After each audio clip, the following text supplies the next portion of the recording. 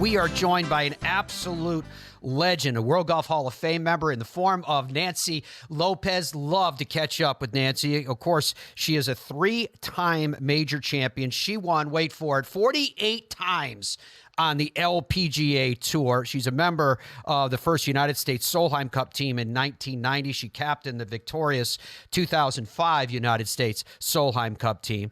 She was a five-time LPGA Tour Player of the Year. Details to follow accordingly to this, too. 1978. That was her rookie year on the LPGA. What she did was absolutely unbelievable, and it definitely relates to what's happening in the game right now. She was a 1998 USGA Bob Jones Award recipient, the year 2000 Old Tom Morris Award recipient. Her accolades, honestly, are too numerous to even try to list.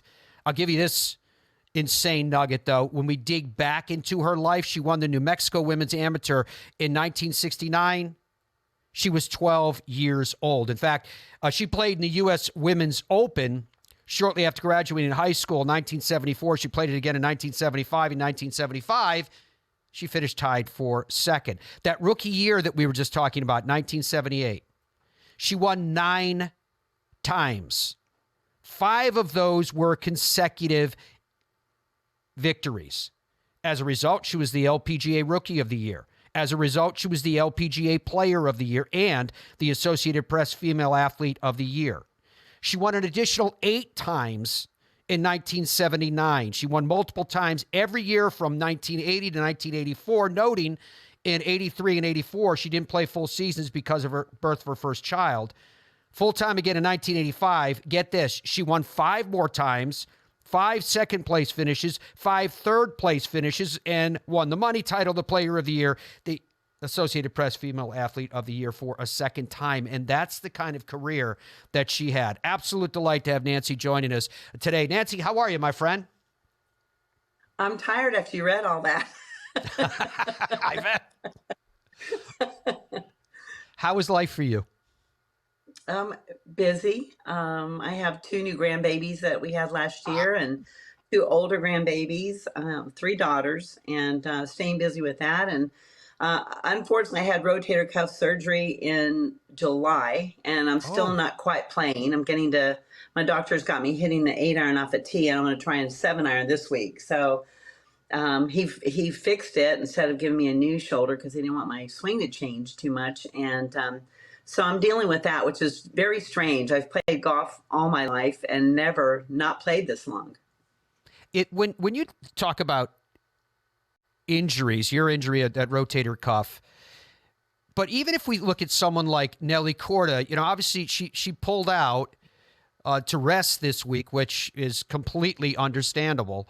But how much of a risk is there that we wouldn't be aware of in terms of the grind on your bodies? We already know that she had an injury issue that she's coming back from with the blood clot in the left arm, and she's fully back from that, according to her. But how much is this preventative in terms of, let's be careful here and make sure that I get the proper amount of rest?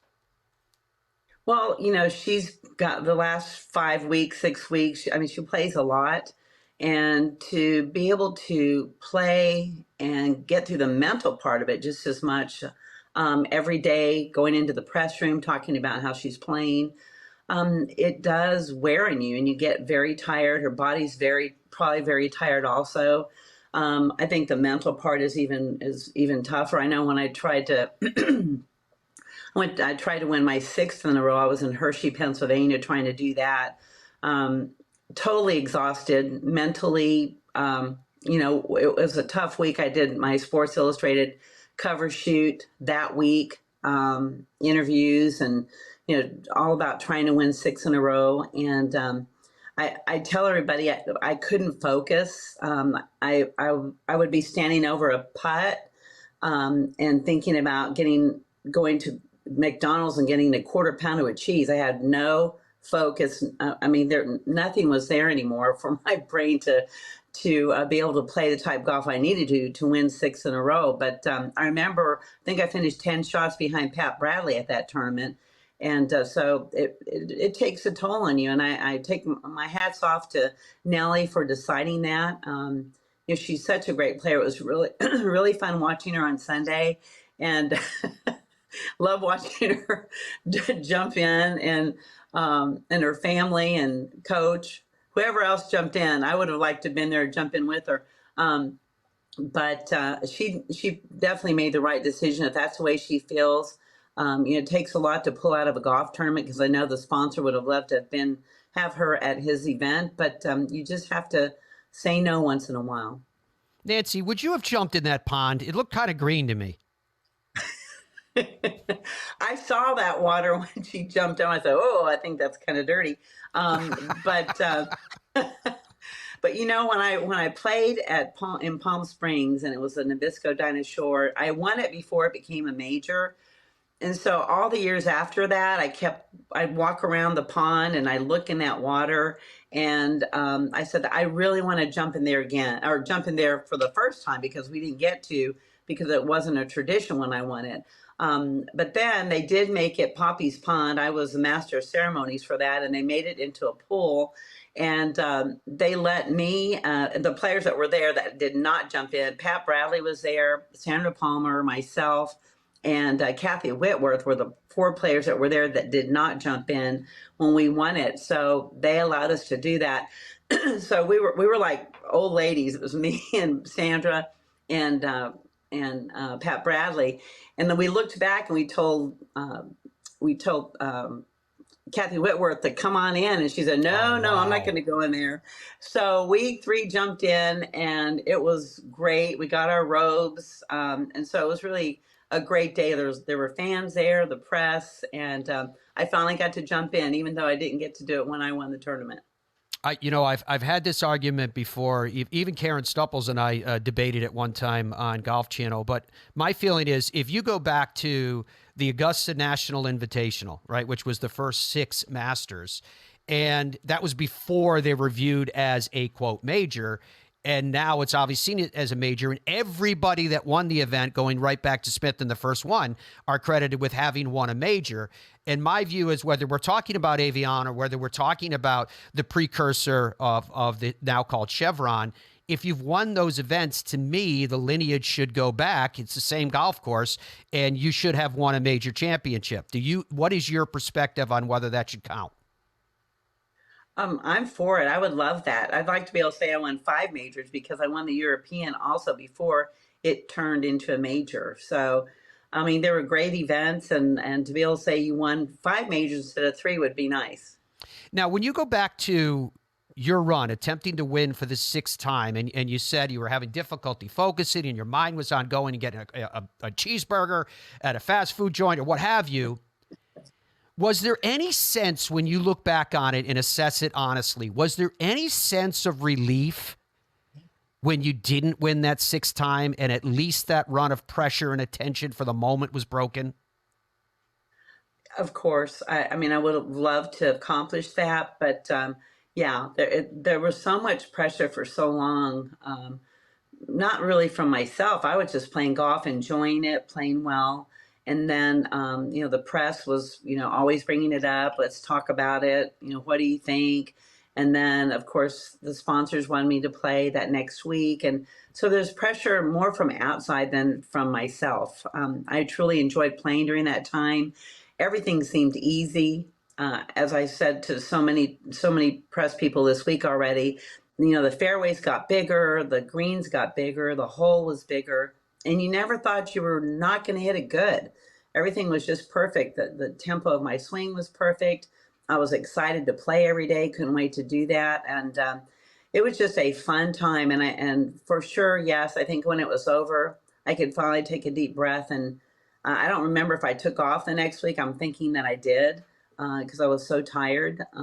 But when you're young and you get to do that kind of stuff and you accomplish that, it's just really a lot of fun to do it. So that pressure that you were talking about, when you phrase it the way you did, basically pressure coming from the outside in until it ultimately does impact you, whether it's physical or mentally emotional. How much were you getting that from the top on down when we're talking about the LPGA? How much pressure did you feel from the LPGA, from the commissioner itself, to say, no, we really need you here. This is a run where we're getting attention like we've never gotten before in the late 1970s as media was starting to grow, and there was the start of, for the first time ever, 24/7 sports channels, etc. Did you feel that, and what impact did that have on you? Well, I mean, it was easy for me physically, maybe not the mental part, but because I was 20 years old and here I am playing on the LPGA Tour. I start winning, and then I did start to feel a responsibility because I knew our tour was trying to grow.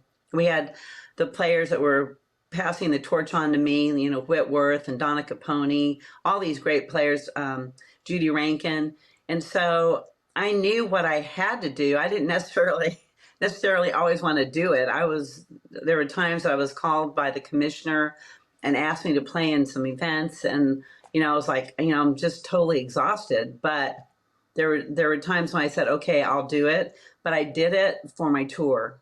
If I could help, bring a few more people into the gates, that's what I wanted to do. And I felt like it was a responsibility. And it was tough because I felt like I was carrying the LPGA Tour on my shoulders. But it was also fun doing it. People were great to me. My fans were awesome. And it was a great time in my life. And I would do it over again. Stacey Lewis, the captain of the United States Solheim Cup team, said at the start of last week that she did feel that Nelly had a responsibility to be out there for, and I'm paraphrasing using my own terminology here, to be out there for the LPGA, to be out front for the LPGA. And then when Nelly did her press conference, she kind of said, no, I really don't feel a particular responsibility to grow the game of golf for the LPGA. Again, me paraphrasing what was said, but there seemed to be a disconnect in terms of philosophy there, with one leader in the game saying, no, there's a responsibility to be out in front, and the other going, my responsibility is to me as an athlete to do what I need to do to be able to perform my best. Where does Nancy Lopez fall in that? I mean, I think that Nelly needs to feel like it is a responsibility for her. I mean, she's a U.S. player, and I think we need an American player winning a little bit more on the LPGA Tour, because we've had so many players from all over the world come and join the LPGA Tour and have dominated it. And I think that she needs to feel like, I need to be able to go out there, represent the United States of America and play on the LPGA Tour and take that responsibility. I feel like I know Nelly a little bit. I was her pod leader in the Solheim Cup, and I love her. I think she's just a great kid. And I think she's a little shy. I loved her interview the other day because she talked about being nervous and being able to breathe, and that was good because she kind of came out of that little bit of shyness that she has. But I hope that she does look at it as a responsibility to help our tour grow, because she is that U.S. player that's going to make people come back to golf and watch it full time. Not taking anything away from the players from all over the world, because they are excellent players, good people. They work hard. But as I said before, when I went to Korea, Sari Pak invited me to go there. They didn't want Nancy Lopez to win. They wanted Sari Pak to win. So you come to the United States now, and I had people tell me they didn't want to watch the LPGA Tour because there were no Americans for them to watch. So I get it. They get it. And I think that she really needs to say, I'm the face of the LPGA Tour right now, and she needs to just keep doing what she's doing. And I've said before too, once Nelly realized how good she is, she's going to be able to dominate the LPGA Tour. And I always text her. I texted her after she won, and she just always answers me. And it's really nice to be able to have conversations with her. But she is a true champion. I watched her play on the Solheim Cup, and she is a great player. And like I said, once she realizes how good she is, I think she can really dominate.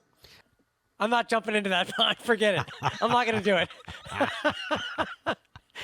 And I feel like Nancy's answer, I mean, maybe I don't want to speak for you, Nancy, but I feel like your answer was also like, I don't know about that particular pond in that moment. I'm not so sure. I just know if it was in Florida, I definitely wouldn't have jumped into that pond. Probably wise. Yeah. Okay, so Yeah. Nancy, I want to share something with you. Take a look at this graphic. And I love the way that the game of golf does this, the way the game of golf causes bridges from one generation to another. 5 straight wins in 5 straight starts, consecutive starts. Nelly Korda, of course, 2024. Tiger did it in 07, 08, 06, 07, and 99 and 2000. Annika did it in 04 and 05. You did it in 1978. Then we go Ben Hogan with 6 in 1948, and then we go Byron Nelson with 11 in 1945. And the reason why I'm mentioning this to you right now is because you mentioned the greats, the Whitworths of the years, the Wrights, all these people that were still playing when you came out. When you look at this graphic and you see this kind of combination and this connection between what you did and what they did, a pantheon, really, it's mind-blowing. How does it affect you? I'm honored to be, with all these people that play such great golf in their day and time. When you're 20 years old, I just wanted to win one tournament my rookie year. I wasn't trying to do anything but that. As an amateur, my goal is to be number 1 as an amateur ranked in the United States. And then, of course, when I left school from Tulsa University and decided to go on the tour, I felt like I was going to start at the very bottom of the totem pole again, and my goal was to win one tournament because I was always a goal setter. So when I won my first tournament, it was like, you're climbing a hill and you're trying to win one tournament on the LPGA Tour. And when I won that first tournament in February in Sarasota, it was like now it was downhill in a good way, and that was going downhill, and now it seemed easier once you win that first tournament. But like I said, I was 20 years old. Everything was new. I loved the attention. It was fun. People were great to me.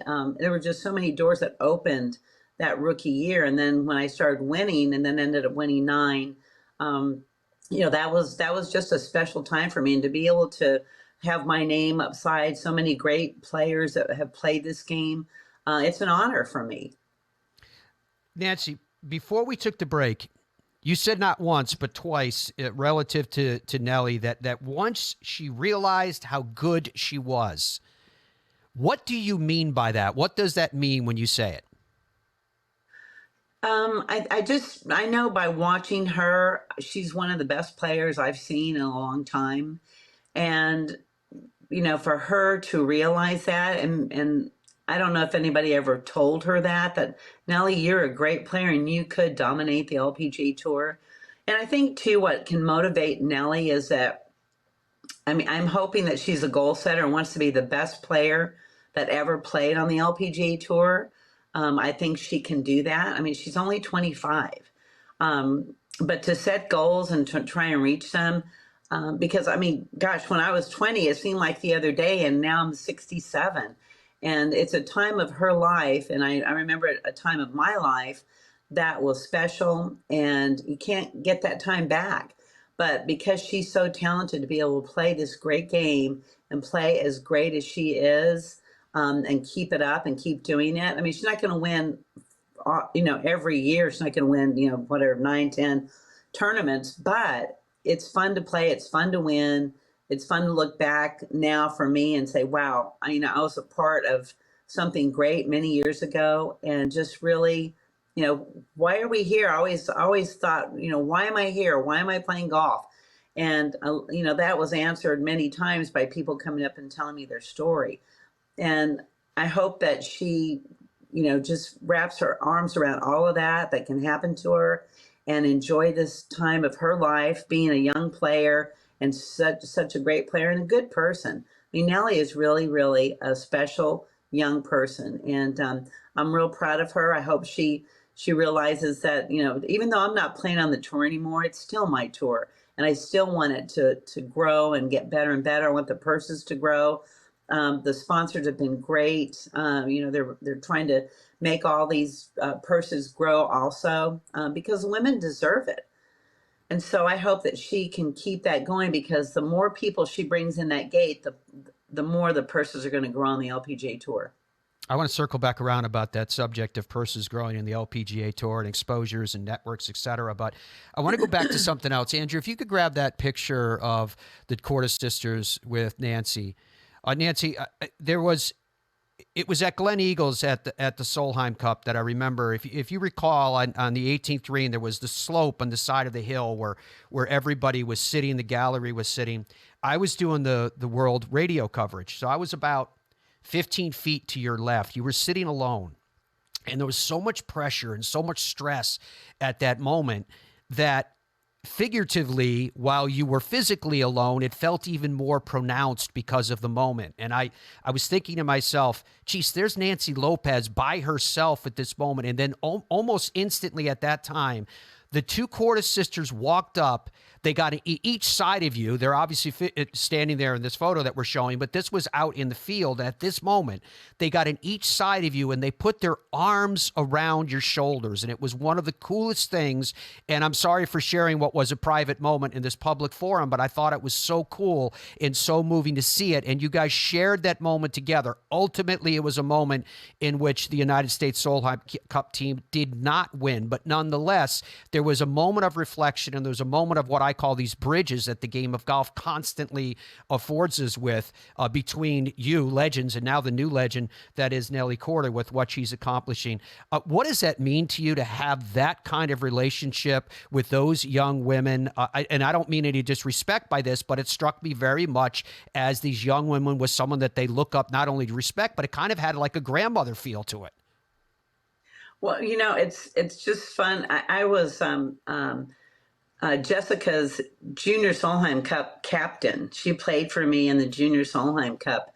And when I was a captain, I mean, she was 17 and Alexi was 14. And when we were at the hotel, all the girls went downstairs, and it was a place where you could make a waffle and cook your own breakfast. And these young women were trying to make their waffles. Of course, stuff was everywhere and it was stuck. And I went over there and I helped them. And I was basically making breakfast for the players at the hotel downstairs where everybody else eats.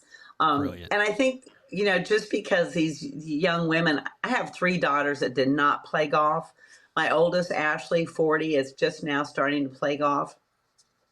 I look at the situation like I'm kind of like their mom. And I treat them like I would treat my daughters.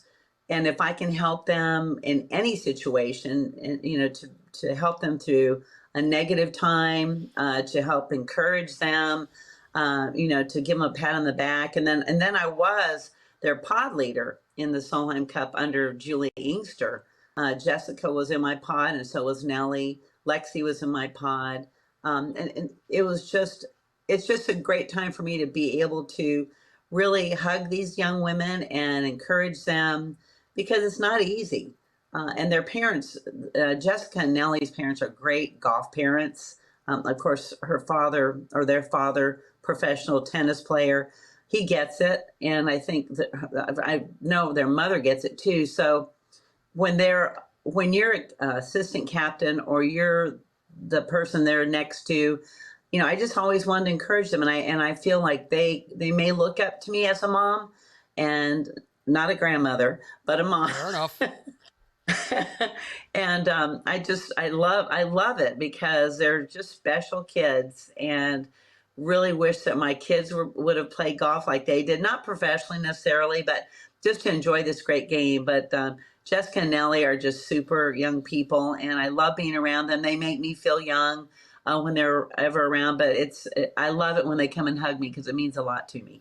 Nancy, to us, you are eternally young. I want to ask you one last question before we let you go today, and invite you back another time, because I love having these in-depth conversations. We haven't even had time to get into the fact that you literally started out when the founders of the LPGA were still active and still winning, and take it right into your career, which bridged right up solidly into Annika and more. But you seem to have a pragmatic approach, saying that through the growth of popularity in the LPGA, purses will grow, etc. Where does Nancy Lopez stand on how much exposure the LPGA deserves because the quality of the product when we're talking about network coverage, when we're talking about purses, etc.? Where is the LPGA right now in the spectrum of professional sports? Well, Matt, it's grown. Just going back, I remember when I won 9 tournaments my rookie year. I think I was the first player to reach $200,000. I kind of picked on Annika and was teasing her a little bit because we were on a committee together and we were at dinner one night, and she won 9 tournaments one year. And I kind of joked with her. I said, Annika, you won 9 tournaments like 6, 7 years ago when we were sitting at dinner. I said, how much money did you win? And she kind of shyly, she looked at me and she goes, oh, I don't remember. And I said, yes, you do. I said, you won $5.5 million with 9 tournaments when I won 200,000. And I looked at her, I said, I think you should tell me thank you.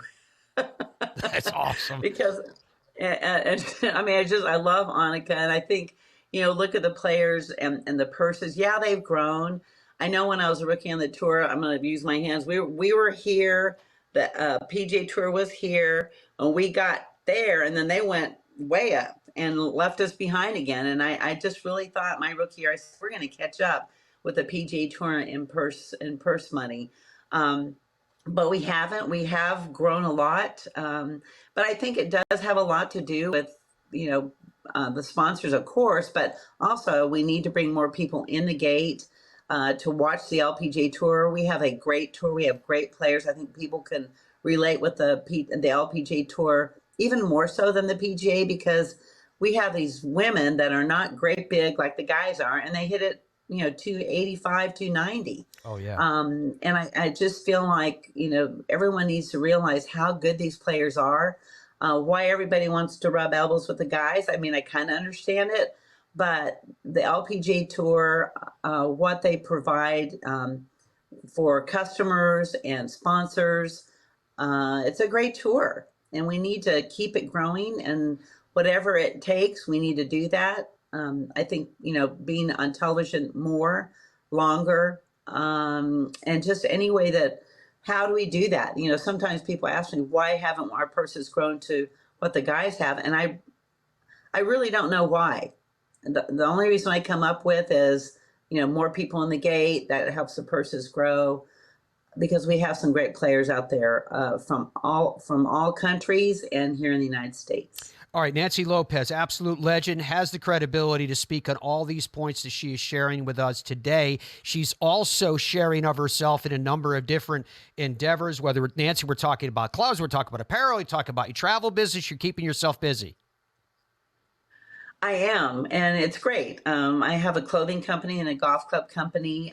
This started many, many years ago. I sat in the room with Arnold Palmer, and he had Arnold Palmer Golf, and he asked me if I would like to start a women's golf club company. And at that time, it was just a club company, not a clothing company. I said, absolutely, because back then, I don't think anybody made clubs just for women. So that was important to me. To provide something for women just for them. And then I started a company 10 years ago, Nancy Lopez Golf Adventures, where my two teaching professionals, LPGA teaching professionals, Teresa Zamboni and Sue Powers, they pretty much put it all together because I looked at them. I said, I want to give back. What can we do? And they came up with a plan. Our mantra is play happy because my dad said I always played better when I played happy. And so we take people all over the world and in the United States. It could be, I think the most we've had at one of our events is 43. We teach and we play with them. There's some schools that are more for teaching and less playing. And then there's some more playing, less teaching. And then I'm on the board now of Fools of Honor, which is an awesome organization. Colonel Dan Rooney started this. And what we do is we raise money to send the kids of fallen soldiers and first responders to school to help them get their education. So I'm involved in a lot of things. I have my charity, Aim for the Handicap, Adventures in Movement, where this is going to be my 43rd year having a Pro-Am at the Villages, Florida. and we've made a lot of money to help children with special needs. And it's fun to give back. I like to play in all kinds of events with other professionals to help them raise money for their charity. So when you're blessed and you have a chance to give back, I think it's so important to do that. And I've been blessed, and I keep trying to do that. Nancy's father, Domingo, said, play happy, as she noted, and happy is exactly what we are whenever we get a chance to chat with you. An absolute legend. Nancy Lopez, member of the World Golf Hall of Fame. Thank you very, very much for your Thanks. time.